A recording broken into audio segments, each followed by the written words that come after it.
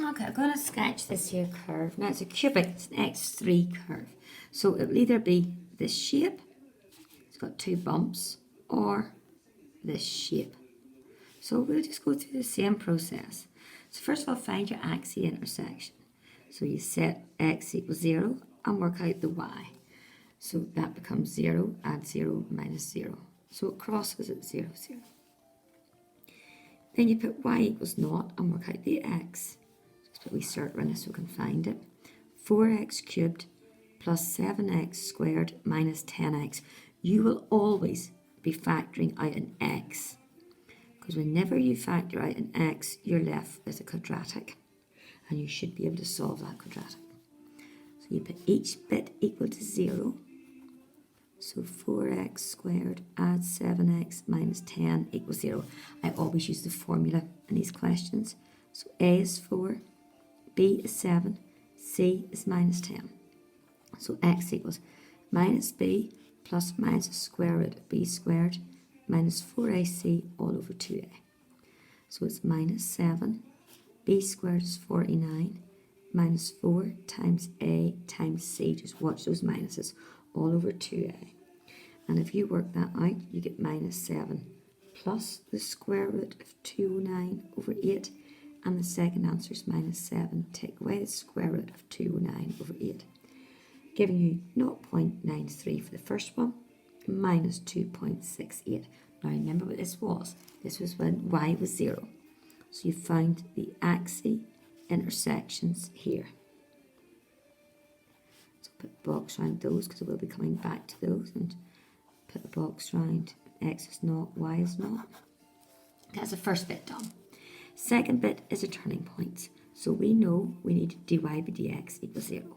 So go over to the side and do dy by dx. dy by dx is 12x squared plus 14x minus 10. Putting it equal to 0. Again, you can use the formula, or you can try to factorise. I would just use the formula. So a is 12, b is 14, and c is minus 10. So x is minus b plus minus the square root of b squared minus 4ac all over 2a. Minus 14. 14 squared is 196. Minus 4 times a times c all over 2a. So x equals minus 14 plus or minus the square root of 196 to minus is the plus 480 all over 24.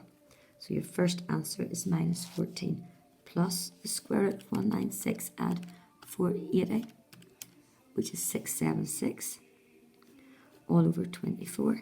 And the second answer is minus 14 minus the square root of 676 all over 24.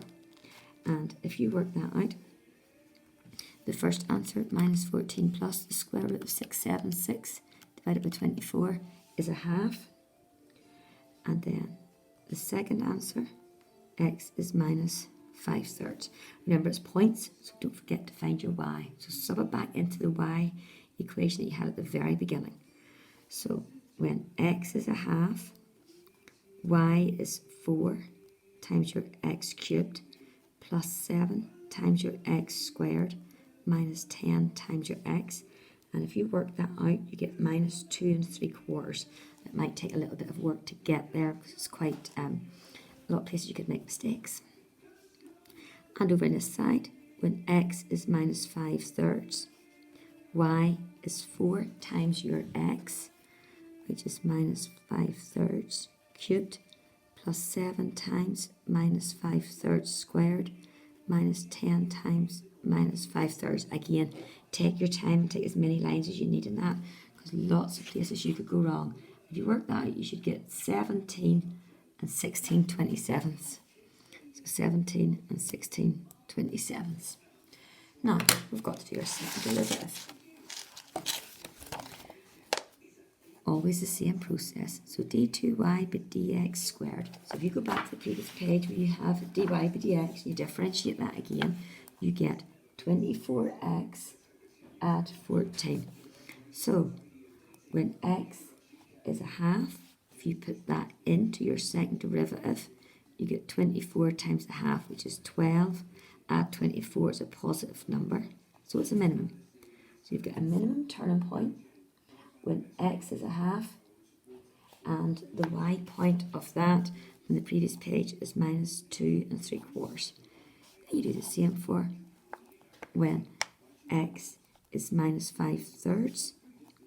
Your second derivative is 24 times your x, add your 14, and that works out to be less than 0, which means it's a maximum.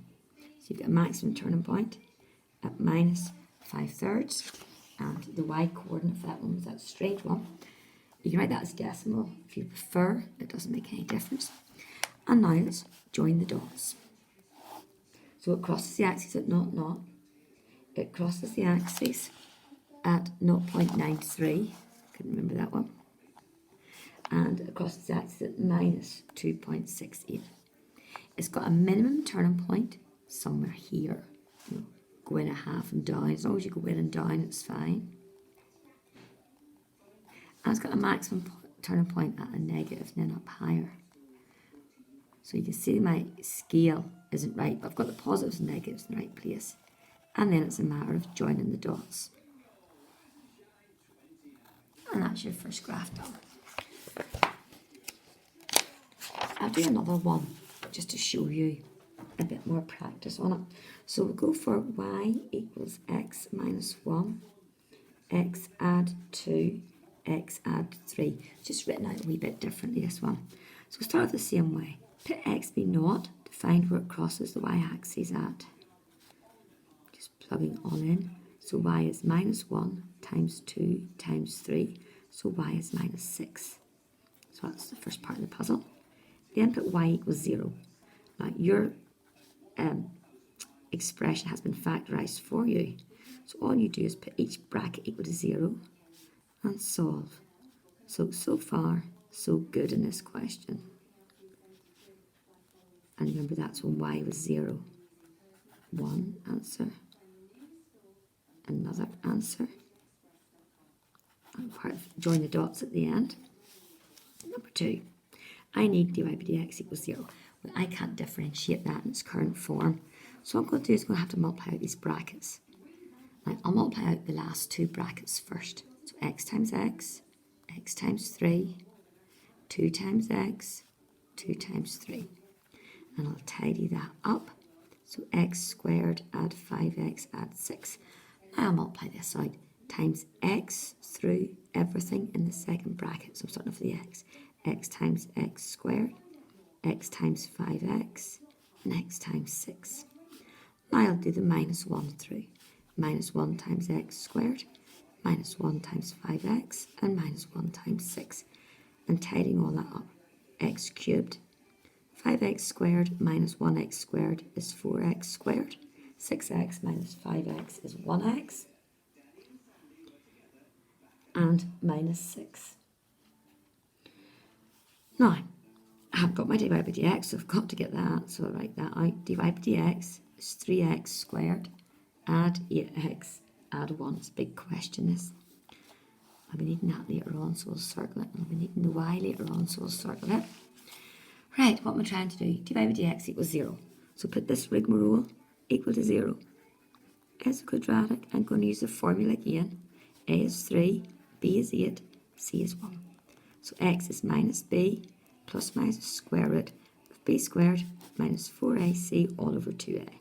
So it's minus 8b squared minus 4 times a times c all over 2 times a. So x equals minus 8 plus the square root of 64 minus 12, which is 52 all over 6, and minus 8 minus square root of 52 over 6. So your two answers there, minus 0.13 and 2.54. What we're trying to do, find the turning point. We've only got the x's. We've now got to put it in to get the y. So I'm just going to write out my y equation again. I'm putting the x in, so I better write down what I'm doing. So x is minus 0.13, putting it into the y. So it's minus 0.13 cubed plus 4 times minus 0.13 squared plus minus 0.13 minus 6. So if you put that in, it should work out to be minus 6.06. That's your first point. You just take your time in the calculator there, and then do exactly the same for when x is minus 2.54. The y from up here is x cubed plus 4 times x squared. Add x and say you might do it 5 or 6 times to get this in the calculator, so do take your time practicing it. 0.88. So that's the next point. Okay, finally we have got the turning points, dy by dx. Let's put a box around them. We've got to now find the nature. So over here, second derivative, we're nearly finished. So find your dy by dx and differentiate that again. And then put in your x's. When x is minus 0.13, your second derivative is 6 times that, add 8. And if you work that out in your calculator, it's 7.22. So it's bigger than 0. So it's a minimum. So we've got a minimum point at minus 0.13 minus 6.06. And just box that. And then do the other point.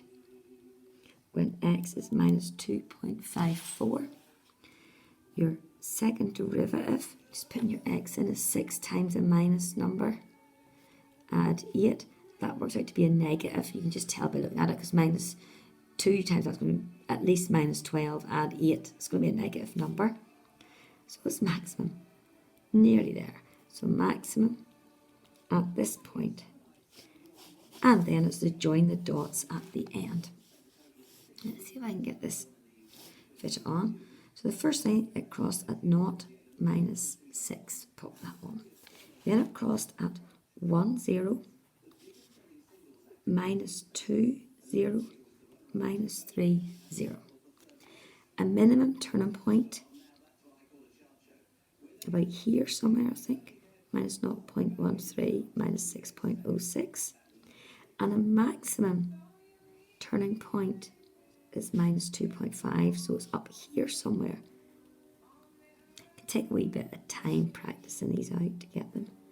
And now just join the dots. Now I would think doing 2 of those would be more enough in this exercise, because I'm going to check this through exam questions. So if we do 8D, and if you could do the first one and the last one, it would be great.